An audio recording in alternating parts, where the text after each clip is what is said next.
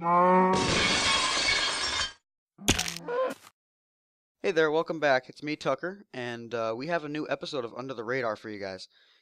To me, the game that is the focus of this video really deserves this title of underappreciated or underrated because of the reviews it got. Duke Nukem Forever.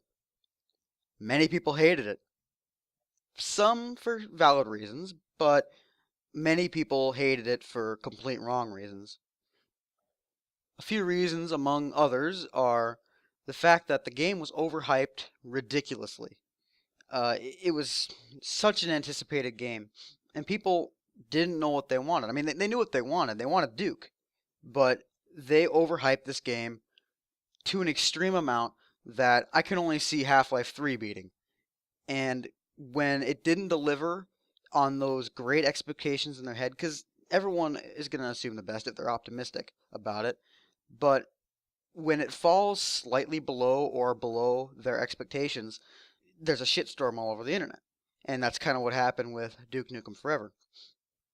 But that saying about being careful what you wish for really applies to Duke Nukem Forever. People wished, for the greatest Duke Nukem game they can ever get. They hoped for it, they dreamed for it. And the hype over it was, we're going to get a new Duke Nukem game. But because Duke is so old, and time has changed so much with gaming, when the final product was delivered, people were a tad frustrated with the game mechanics.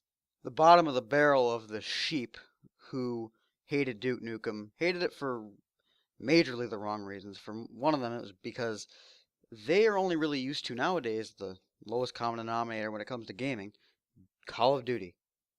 I can't say this enough. I mean, I enjoy the games to an extent, but the shitstorm it has caused when it comes to consumer expectation of what games should be is phenomenal.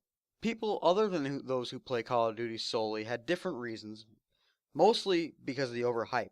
People had such a high expectation for Duke Nukem Forever that when it fell slightly below their expectation or way below their expectation, depending on who it is, it really affected their perception of it. And the idea that the game was going to be perfect in that sense that they wanted it to be is really just a big pipe dream.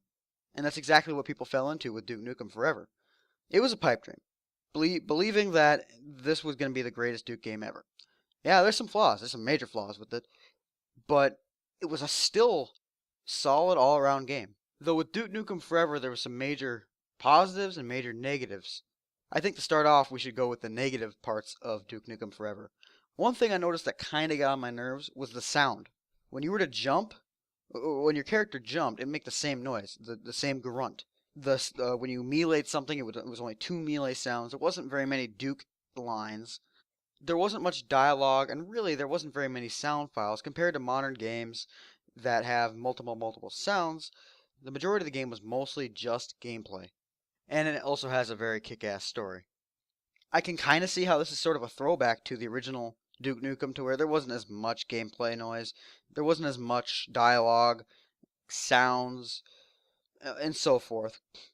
Considering nowadays, when you have sounds, sounds in games are vast.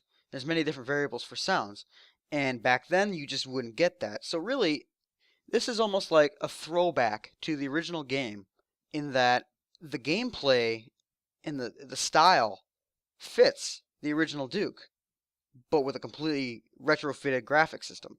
There's another issue I have. It's sort of a non-issue. This is me just nitpicking. The loading times are atrocious, but when you're going to die often because of the level of difficulty, and you have to reload every time you die, it gets exhausting. Another issue I had with Duke Nukem Forever was the Hive mission. I don't want to reveal much, don't want to spoil anything, but seemed kind of tacky, added on, no real point in having it, and it's kind of weird with the wall boobs.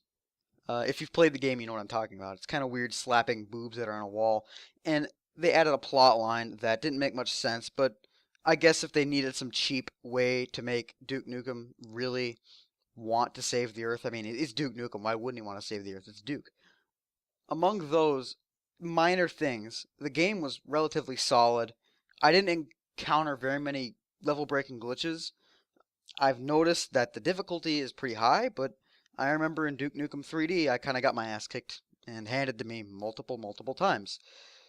Another interesting thing that Duke Nukem Forever does is it adds an online gameplay feature where you can play player versus player in a sort of Quake-esque gameplay style, and it feels like a real old throwback to these styles, along with new graphics and a little bit of modernization to the gameplay. Again, just an all-around good game. Didn't deserve the heat it got, and I can only imagine what Half-Life 3 is going to be when it finally is announced, and when people their hopes are so high for the game, and I can say now it's not going to deliver to what people's expectations may or may not be. Anyway, with that being said, I hope you really enjoyed this video. Please rate, subscribe, and as always, have a nice day.